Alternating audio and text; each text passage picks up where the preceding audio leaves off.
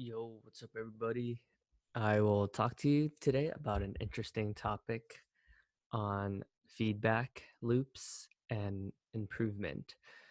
I think this is an interesting topic because I do think the best in the world.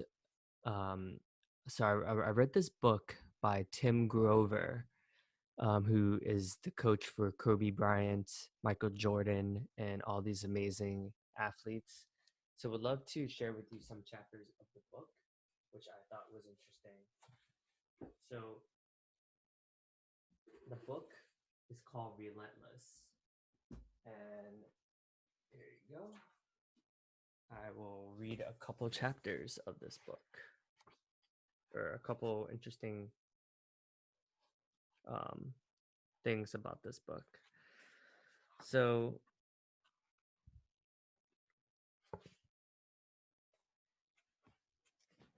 it's a pretty, it's a very, how do I say this? It's a book about passion and drive and desire. So it can be very here, I'll read you for instance.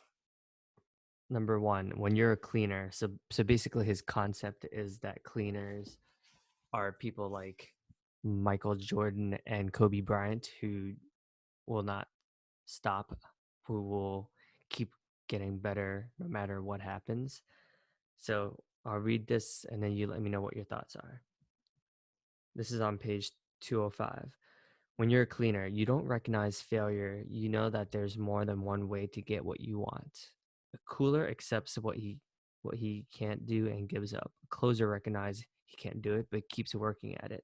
A cleaner knows that he can do it and stays with it until he decides to do something else. So it's a book by Tim S. Grover and it's called Relentless. I would recommend this book because it helped me honestly it helped kick my ass like pretty crazy actually. I would say like prior to reading a guy named Brandon Nye recommended this book to me. I interviewed him during the Davidson Hang podcast, so check it out. He's a financial advisor with Northwestern Mutual, really sharp dude, really really good at building relationships and just going after his dreams. But anyways, I think I was like doing all right. And then after I read this book, for some reason, it like kicked my ass. Like I started hustling, started working hard, and this book actually helped me win.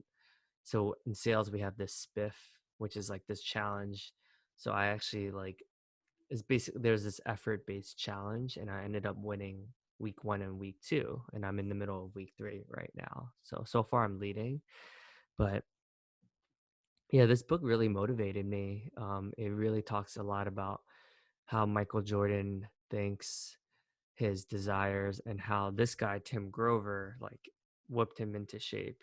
And I'm actually gonna write a blog post about it today. I've been kind of prolonging it, interestingly enough, but talking it out with you guys makes me think that I should get back on it.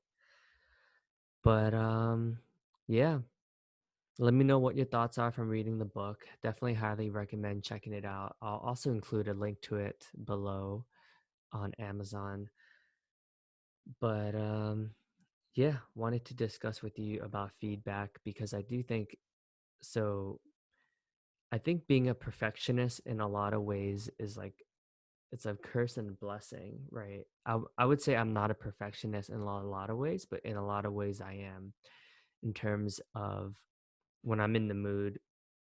That's why I love to learn from the best of the best. That's why I read so many biographies and try to implement a lot of the things I learned from reading their biographies. But would love to hear what some of your favorite biographies are. I just finished Ted Turner.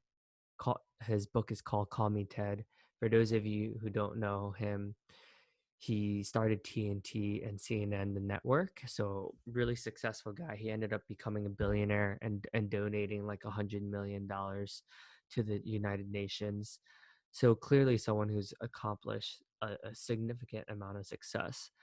And some of the takeaways I've gotten from that book, I would say, and I just started writing. I've finished up all the there's like 4 different blog posts about it that I'm releasing throughout the week just to ration it out because there's a lot of takeaways from that. But I would say that the 5 biggest takeaways is one, don't be afraid of what other people think of you. Like there's been, when you're a public figure, like a billionaire like that, of course people are going to criticize you. So don't worry so much. Easier said than done, but don't worry so much about what other people think, which is something I'm clearly working on as well. But started getting over that practice by doing things like this right now, releasing much more regular podcast episodes about reflections. Two is don't be afraid to take big risk. And what I mean by that is there's been so many times where he made a risk that everyone's like, you're crazy. Like when he purchased the Atlanta Braves back when they were failing. Like he clearly that was a big risk for him. They were like the second worst um, team. So he did that. And then, so some of the risks that I've been taking to practice that is I've been releasing like almost like daily podcast interviews, which is huge, especially because I do have a job and, I'm still doing well. So I think obviously that gives me peace of mind that the people I'm interviewing for these podcasts is actually helping me become a better sales rep, right? So taking big risk. Three, I would say like just having a lot of really interesting relationships. Like he's the type of dude who has relationships with like political figures and people from all over the world and clearly double downs on the relationships. So for me, I always am interested when people don't reach out to other people within your company. Like for me, I want to learn as and meet with as many different people as possible. And the furthest away they are from my role, the more I want to learn about them. So that's been something that's served me well. So four, being able to own like your like mistakes, right? Like Ted is a world champion sailor. He's won world championships for sailing competitions. Like, so he talks a lot about that.